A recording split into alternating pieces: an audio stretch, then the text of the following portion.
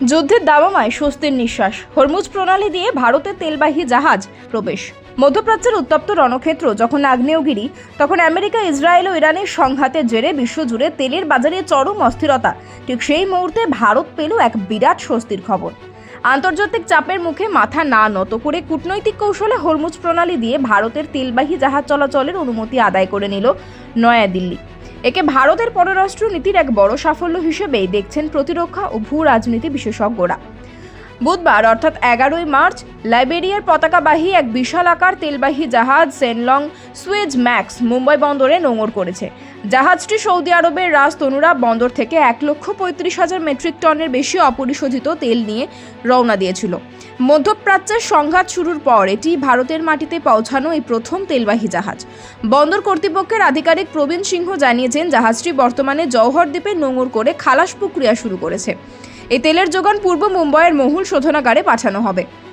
গত 28 ফেব্রুয়ারি থেকে মধ্যপ্রাচ্যের পরিস্থিতি নাটকীয়ভাবে বদলে যায়।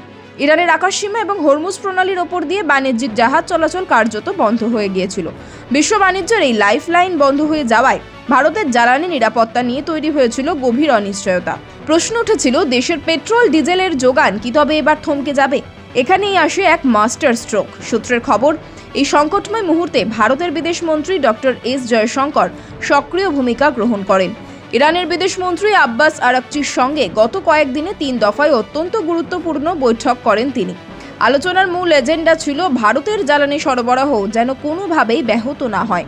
দীর্ঘদিনের বন্ধুত্বের সম্পর্ককে কাজে লাগিয়ে ভারত শেষ পর্যন্ত ইরানকে রাজি করাতে সক্ষম হয়।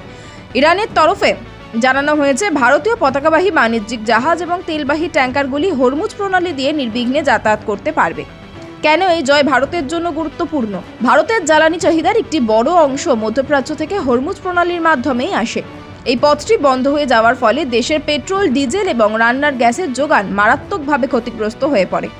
আবার যখন আমেরিকা, ইউরোপ এবং ইসরায়েলের জাহাজগুলো ওই এলাকায় প্রবল হামলার মুখে পড়ছে বা বিধিনিষেধের কবলে, তখন ভারতীয় জাহাজের জন্য পথ খুলে দেওয়া নয়াদিল্লির কূটনৈতিক ক্ষমতার বড় প্রমাণ। পেট্রোলিয়াম মন্ত্রকের সাম্প্রতিক তথ্য অনুযায়ী ভারত ইতিমধ্যেই নিজেদের জ্বালানি সরবরাহের উৎসগুলো বৈচিত্র্যময় করেছে। ভারতের মোট আমদানির প্রায় 70% এখন হরমুজ প্রণালীর বাইরে রুটগুলো থেকে আসার ব্যবস্থা করা হয়েছে। তবুও সরাসরি হরমুজ দিয়েই তেল আসাটা দেশের সাধারণ মানুষের জন্য এক বড় স্বস্তি। তবে সংঘাতের আবহে ভারতীয় নৌবাহিনীকেও উচ্চ সতর্কতায় রাখা হয়েছে। বাণিজ্যিক জাহাজের নিরাপত্তার জন্য ভারত সরকার সব ধরনের সতর্কতামূলক ব্যবস্থা গ্রহণ করেছে। কি বলছেন বিশেষজ্ঞরা? ভূরাজনীতি বিশ্লেষকদের মতে, ইরানের সঙ্গে ভারতের দীর্ঘকালীন ঐতিহাসিক সুসম্পর্কই বর্তমান সংকটে ভারতের একমাত্র রক্ষা কবচ হিসেবে কাজ করেছে। একদিকে যেমন রাশিয়া থেকে সস্তায় তেল কেনার সুবিধা অব্যাহত রাখা হয়েছে, তেমনি অন্যদিকে ইরানের সঙ্গে আলোচনার টেবিলে সমান গুরুত্ব দিয়ে ভারত ভারসাম্য বজায় রেখেছে। এটি নিশ্চিতভাবেই প্রধানমন্ত্রী নরেন্দ্র মোদীর নেতৃত্বাধীন সরকারের একটি বড় কূটনৈতিক জয়। যদিও মধ্যপ্রাচ্যের সংঘাত এখনো পুরোপুরি মেটেনি এবং আন্তর্জাতিক বাজারে তেলের দাম উচ্চ দামে ঘোরাফেরা করছে, তবুও ভারতের এই এনার্জি ডিপ্লোম্যাসি আপাতত দেশের অন্দরে জ্বালানি সংকট কাটাতে বড় ভূমিকা নেবে বলে আশা করা যাচ্ছে।